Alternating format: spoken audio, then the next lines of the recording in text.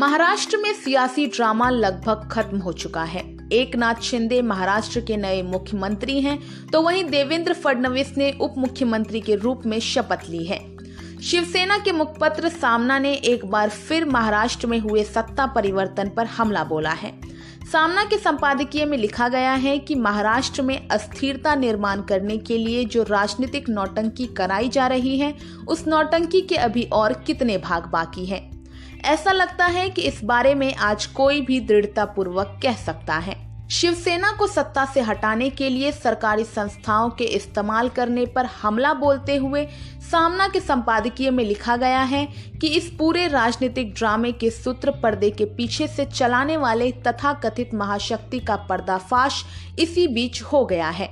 कम से कम उसके बाद तो ड्रामा खत्म होगा, ऐसा कुछ लोगों का क्यास था, परंतु ऐसा होता दिख नहीं रहा है, बल्कि इस ड्रामे में और रंग भरने का काम होते दिख रहा है।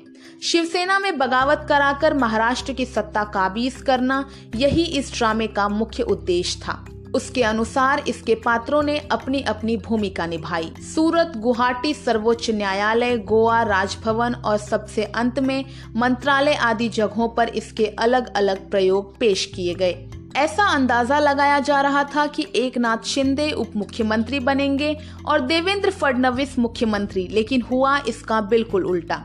सामना में इस पर भी टिप्पणी की गई। सामना में लिखा गया कि सबसे झकझोरने वाला ऐसा क्लाइमेक्स हुआ तो गुरुवार की शाम राजभवन में लगा कि इस ड्रामे का अंत हो चुका है। उप मुख्यमंत्री बनने वाले अचानक मुख्यमंत्री बन गए और हम काश मुख्यमंत्री बनेंगे, ऐसा लगने वालों को उप मुख्यमंत्री पद स्वीकार करना पड़ा।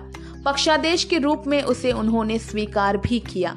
बीजेपी शिवसेना की उठक पटक और देवेंद्र फडणवीस के उप मुख्यमंत्री बनने पर बीजेपी का कहना है कि फडणवीस ने बड़ा दिल दिखाया है। इस पर भी सामना में अटल बिहारी वाजपेयी की एक कविता का इस्तेमाल कर प्रहार किया गया है।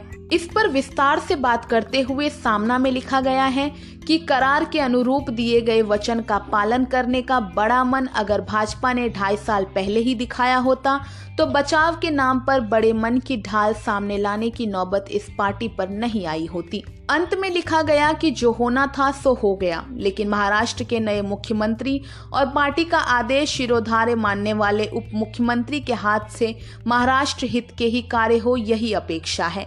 यह शिवराय का महाराष्ट्र है, अंधा धृतराष्ट्र की नहीं। ये उन्हें ध्यान में रखना चाहिए। आज के इस खबर में बस इतना ही। मैं हूं रक्षिता मिश्रा।